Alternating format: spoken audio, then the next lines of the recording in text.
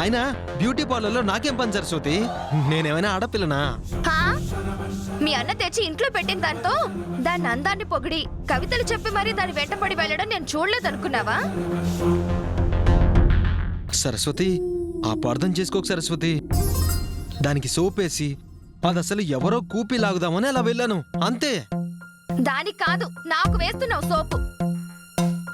ఏంటేంటేంటి దాంతో ఏమన్నావు? దాని అందానికి బ్యూటీ పార్లర్కి వెళ్లాల్సిన అవసరం లేదా?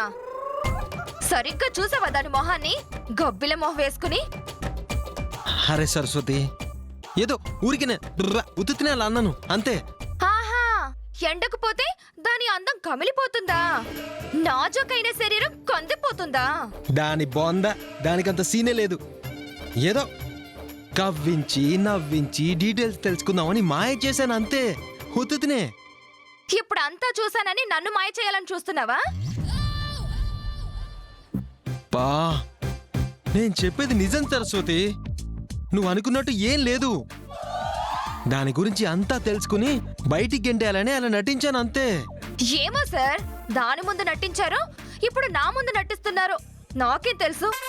అబ్బా, అది కాదు సరస్వతి. నువ్వు నా ప్రాణం. అందుకేనా అన్నీ నా ప్రాణం పోయే పనులు చేస్తున్నావు? అలా అనక్కు బంగారం. బంగారం అని దాని దగ్గరే వెళ్ళి గారాలు పో. సరస్వతి సరస్వతి సరస్వతి, ప్లీజ్ నేను చెప్పేది విను. నాకన్నీ నువ్వే, నా ప్రాణం నువ్వే. నన్ను నమ్ము సరస్వతి. ఈ మాటలు దాంతో చెప్పు. హై! బా! ఆ! ఎంత బలంగా తన్నేసిందేంట్రా బాబు. నొప్పిగా ఉందా నాన్న?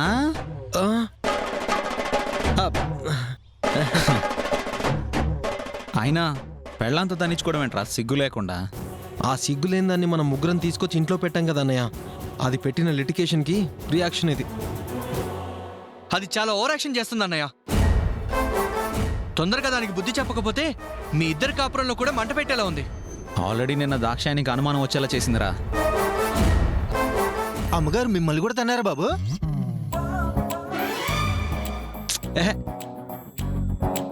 అనయ్య, నేనెంత నచ్చ చెప్పినా సరస్వతి వినడం లేదు. నువ్వే ఏదో ఒకటి చేసి చిన్నదింతో మాట్లాడి మంజుల డీటెయిల్స్ కనుక్కోవడానికే శ్రావణ్ తనతో క్లోజ్గా మాట్లాడుతున్నాడని చెప్పి కన్విన్స్ చేయన్నయ్య ప్లీజ్. వద్దులేరా, మీ చిన్నదని పర్సనాలిటీ చూసావుగా, ప్రాక్టీస్ లేని రెగ్యులర్లా ఉంటుంది. సరస్వతి నిన్ను తంతే నువ్వు ఇక్కడికి వచ్చి పడ్డావు. అదే దాక్షాయని వచ్చి నన్ను తంతే ఊరవతల పడతాను రా. మీరిద్దరు పెళ్ళాలతో తన్నిచ్చుకునే బదులు వెళ్ళి కొత్తగా వచ్చిన అమ్మాయిని తన్ని తరిమేచ్చు కదా బాబు. దాన్ని ఏమన్నా చేద్దామంటే పెద్దన్ని ఒకడు అడ్డుగా ఉన్నాడు. మరి సమస్యకి పరిష్కారం ఏంటి? ఓ పని చేద్దాం రా, దీన్ని పంపించిన డ్రామా మేనేజర్ దగ్గరికి వెళ్ళి కలుద్దాం. దీని అసలు భాగోతం ఏంటో తెలిస్తే అప్పుడు దాన్ని ఏం చేయాలో నిర్ణయం తీసుకోవచ్చు. ఇదేదో బాగుందన్నా. అవునవును.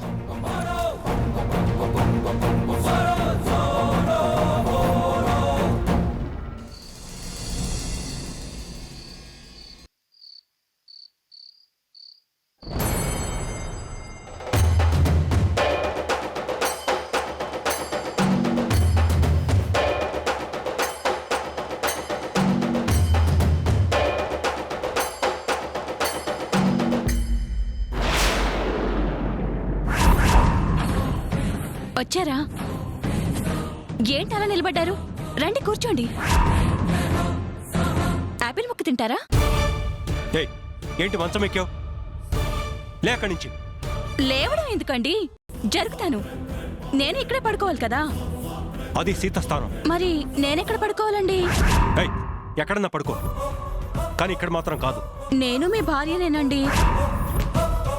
భార్య అంటే భర్త పక్కనే పడుకోవాలి కదా. చూడు, ఇలా చనువు తీసుకుని మంచం ఎక్కడాలు, భార్య అనే హక్కు తీసుకోవడాలు నా దగ్గర కుదరవు. బయటికి వెళ్ళు.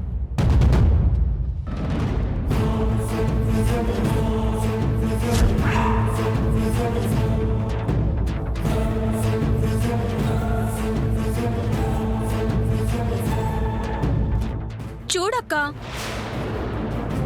నన్ను ఇక్కడ పడుకోద్దంటున్నారు. భార్య అంటే భర్త పక్కనే పడుకోవాలి కదా. నువ్వైనా చెప్పక్క.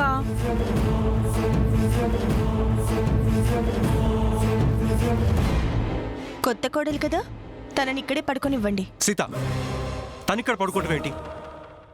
మీరు నా గురించి ఆలోచిస్తున్నారు. నేను బయట పడుకుంటానులేండి. వద్దు సీత. ఏంటండి మీరు? అక్క బయట పడుకోకూడదు, నేను ఇక్కడ ఉండకూడదు. పోనీ ముగ్గురం కలిసి పడుకుందామా? చెప్పు తెగుతుంది.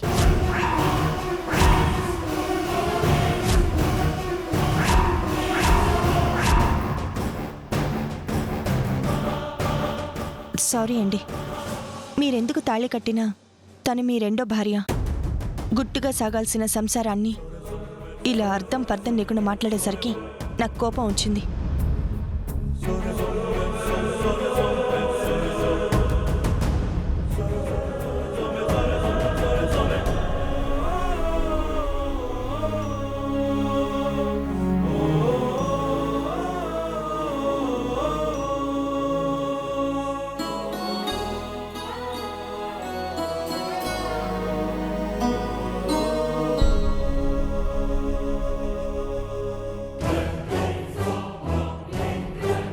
మీరెక్కడికి బయలుదేరారు?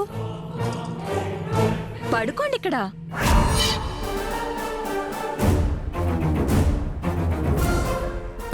ఒక్క నిమిషం.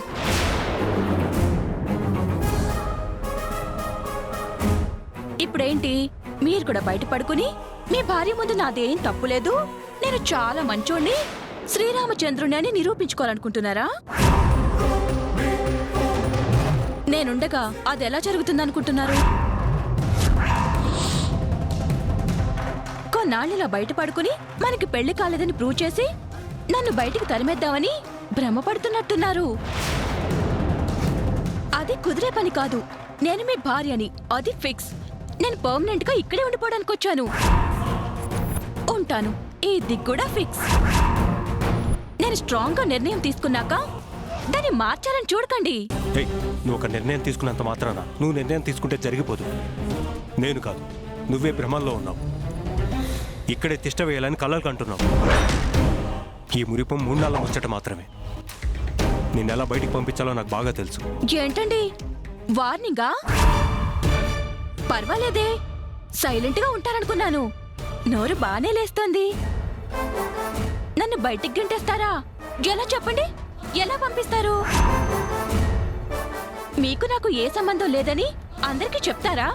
చెప్పగలరా? మీ జుట్టు నా చేతిలో ఉందన్న విషయం మర్చిపోయినట్టున్నారు. అరెరెరే, నేనేంటి మీరు ఎమోషనల్ అయ్యారని నేను సీరియస్ అయ్యాను. ఈ టైం ఏంటి, మన మాటలేంటి? భార్యాభర్తలంటే ఈ సమయంలో రొమాంటిక్ గా ఉండాలి, ప్రేమగా పోట్లాడుకోవాలి. సర్లేండి, తొందరపడి వాదన పెట్టుకున్నాం, వచ్చి పడుకోండి. అయ్యో, ఆలోచించి బుర్రపాటు చేసుకోవడం తప్ప ఉపయోగం లేదండి. వచ్చి పడుకోండి.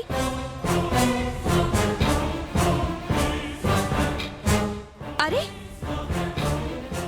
ఎంత చెప్పినా మీ గోడు మీదే కదా. మీకు రెండో భార్యగా ఉండడానికి సిద్ధంగా ఉన్నానంటే నాకొద్దు, దూరంగా ఉంటానంటారేంటి? సర్లేండి, మీకు నా మీద మోసు కలిగినప్పుడే నాకు దగ్గర అవ్వండి. అసలే మీరు సుకుమారులు. కిందేం పడుకుంటారు? నేను కింద పడుకుంటాను, మీరు పైన పడుకోండి.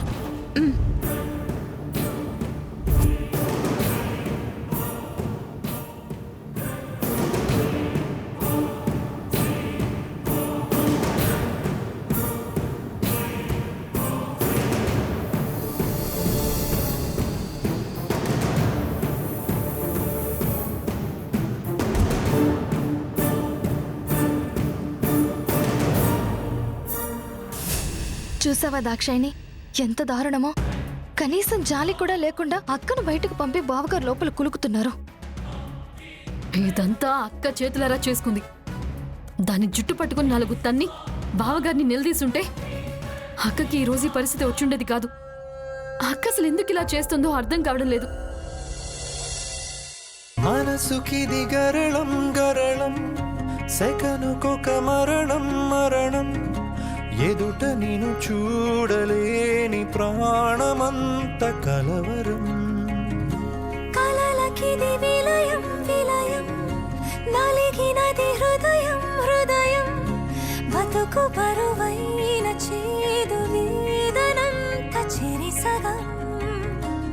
నిదురరాని కన్నుగా రగిలింది బాధ విధికి బలిగా ఒరిగింది పాపం మన ప్రేమ పావురం నువ్వంటూ లేని కన్నీటి భాష నిన్నందలేని సంద్రాల ఘోష దిశ తెలియదే నిసి చెరగదే నిన్ను కలవటం ఎలా ధ్యాసలోను నీదేలే ధ్యాస నిట్టూర్పులోను నువ్వేలే శ్వాస ఎటు విడుదల తెలియని వల నలు చెరగులా ఇంటిలా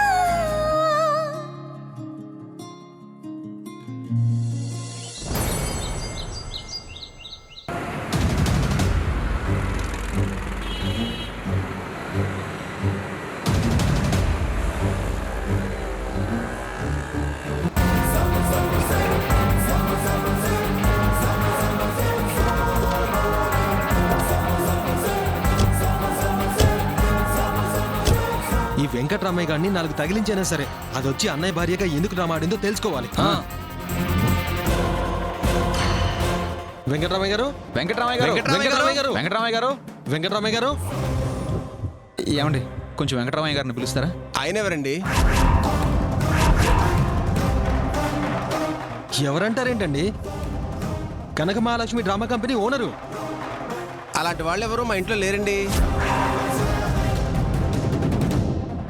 లేరా? మీ ఇల్లు అంటారేంటండి? ఇది డ్రామా కంపెనీ కదా. సారీ అండి, అంతకుముందు ఈ ఇంట్లో ఎవరున్నారో మాకు తెలీదు. మేము నిన్న సాయంత్రమే ఈ ఇంట్లో అద్దెకి దిగాం. అంటే అదొచ్చి మన ఇంట్లో సెటిల్ అవ్వగానే ఇక్కడ బిచానం ఎత్తేసారనమాట. అనయ్య, ఈ ఇంటి ఓనర్ని అడిగితే వాళ్ళ డీటెయిల్స్ తెలుస్తాయి కదా. కరెక్టే. ఏమండి, ఈ ఇంటి ఓనర్ ఎక్కడుంటాడు? అదిగోండి ఆ ఇల్లే. పదనయ్య వెళ్ళాడు. పద. ఏమండి ఏమండి? ఏమండి? నమస్కారం అండి. పోర్షన్స్ ఏం ఖాళీ లేవు బాబు. మేము అందుకు రాలేదండి. వెంకటరామయ్య గారని డ్రామా కంపెనీ వాళ్ళు మీ ఇంట్లో అద్దెకుండేవాళ్ళు కదా, ఖాళీ చేసి ఎక్కడికి వెళ్ళారో మీకేమైనా తెలుసా? నేను అసలు ఇల్లే ఇవ్వలేదు, ఖాళీ ఎలా చేస్తారు? ఆ ఇల్లు 2 నెలల నుంచి ఖాళీగానే ఉంది. వాళ్ళు కూడా నిన్ననే దిగారు. ఏంటండి మీ కంటికి ఎలా కనపడుతున్నాం? 2 రోజుల క్రితం Kanaka Mahalakshmi drama company owner Venkataramaiah గారిని, పుష్ప అనే అమ్మాయిని ఇదే ఇంట్లో కలిసాం. 2 నెలల నుంచి ఇల్లు ఖాళీగా ఉందని చెప్తారేంటి? ఏంటయ్యా దబాయిస్తున్నావు? అబద్ధం చెప్పాల్సిన అవసరం మాకేంటి? అడ్రస్ తప్పొచ్చినట్టున్నారు, వెళ్ళి వెతుక్కోండి. రే, ఇంటికి వెళ్ళి డైరెక్ట్గా దాన్ని నిలదీద్దాం. అదే కరెక్ట్ అన్నయ్య. పద.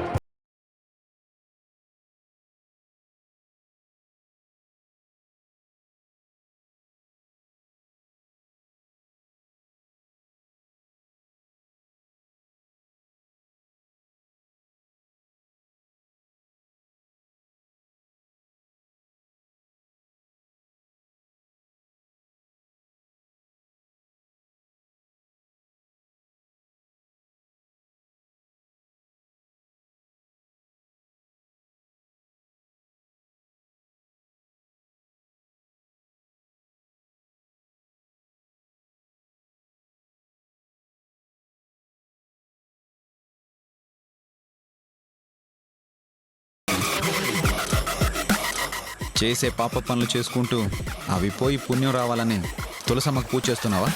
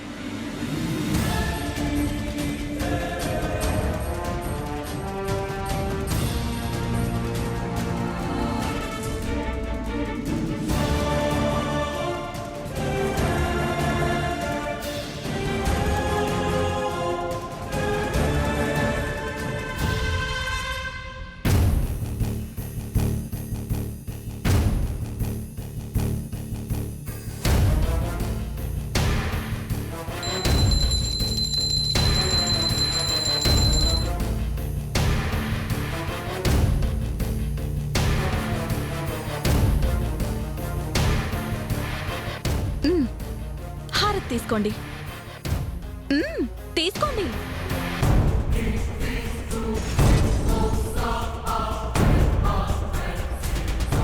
ఇప్పుడు చెప్పండి, నేను పూజ చేసుకుంటుంటే కనీసం వదిలేని మర్యాద లేకుండా అరుస్తున్నారేంటి?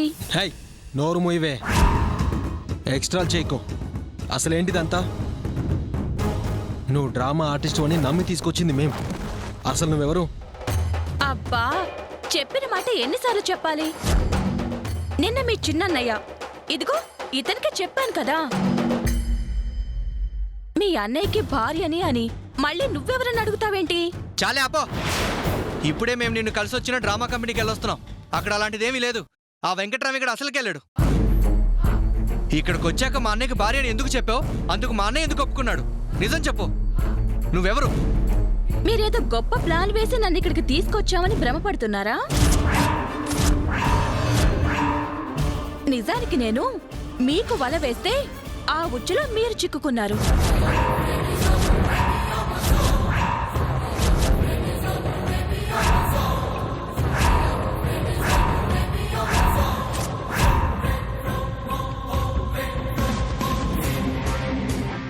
ఏంటా ఎక్స్ప్రెషన్స్? అర్థం కాలేదా? మీరు నటించమని అడిగారు కాబట్టి నేను ఇక్కడికి రాలేదు. నేను డ్రామా ఆడి ఇక్కడికి వచ్చాను. నువ్వు చెప్పగానే నమ్మేసి వెళ్ళిపోతాం అనుకుంటున్నావా? అసలు అది ఎలా సాధ్యం? మేం కదా నిన్నొచ్చి కలిసింది. మీకు అసలు బుర్ర సరిగ్గా పనిచేస్తుందో లేదో తెలియడం లేదు. మీరు నన్ను తీసుకొచ్చినంత మాత్రాన మీ అన్నయ్య నన్ను భార్యగా ఎలా ఒప్పుకున్నాడు అని ఆలోచించారా? అంటే మా అన్నయ్య ప్లాన్ ఇదంతా? ఎవరి ప్లాన్ అన్నది కాదు ఇంపార్టెంట్. మీ అన్నయ్యకి నేనేంటి అన్నది పాయింట్. ఊరవతలు ఎవరికీ తెలియకుండా మీ అన్నయ్య ఉంచిన మంజులని నేనే. మీ అన్నయ్య తాళి కట్టింది నాకే. క్లారిటీ వచ్చిందిగా? వెళ్ళండి. హేయ్, మేం వెళ్ళడం కాదు, నీకు నువ్వుగా ఇంట్లోంచి వెళ్ళకపోతే మేమే నిన్ను గెంటేస్తాం. అది మీ వల్ల కాదు. నేను ఆయన భార్యనని మీ అన్నయ్య ఒప్పుకున్నారు. ముఖ్యంగా మీ పెద్దదిన అందుకు ఒప్పుకుని సైలెంట్గా ఉంది. ఈ ఇల్లు నాది. దీని మీద వైఫ్ ఆఫ్ రామరాజుగా అన్ని విధాలుగా హక్కు నాకుంది. నేను ఇక్కడుండడం మీకు ఇష్టం లేకపోతే మీ పెళ్ళాలను తీసుకుని మీరే బయటికి వెళ్ళిపోవచ్చు. చాలా ఎక్స్ట్రా చేస్తున్నావు. నీ తోక కత్తిరించి నిన్ను తరిమేయకపోతే మేము రామరాజు తమ్ములవే కాదు.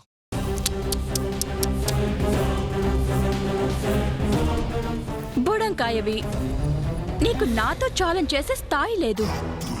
మీ ముగ్గురికి నా జోలికొచ్చే ఆప్షన్ అస్సలు లేదు.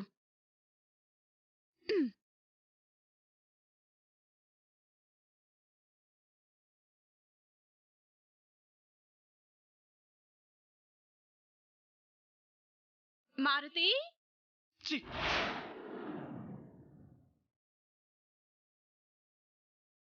ఏంటండి? వీళ్ళ తలలో హీట్ ఎక్కాయి. స్ట్రాంగ్ గా వీళ్ళ ముగ్గురికి కాఫీ ఇవ్వు.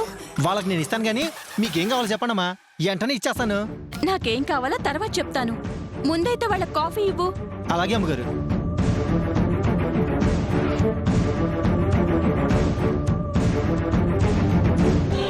వామ్మో, ఇది మామూలు కిలాడి కాదన్నయ్య. తప్పు మందలేరా.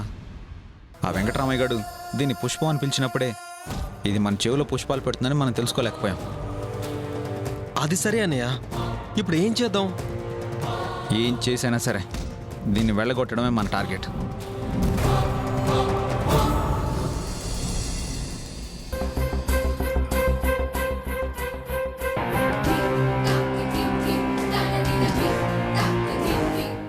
శంకర్ వాళ్ళేమో దీన్ని చెల్లి అన్నారు, ఇదేమో తాళి చూపించి నా భర్తకు భార్యని అని చెప్పింది. ఆయనేమో ఈ మంజుల అన్నదే నిజం అన్నట్టుగా నిర్ణయం చెప్పారు. దీని ప్రవర్తన, మాట తీరు గమనిస్తుంటే ఎక్కడో తేడా కొడుతుంది.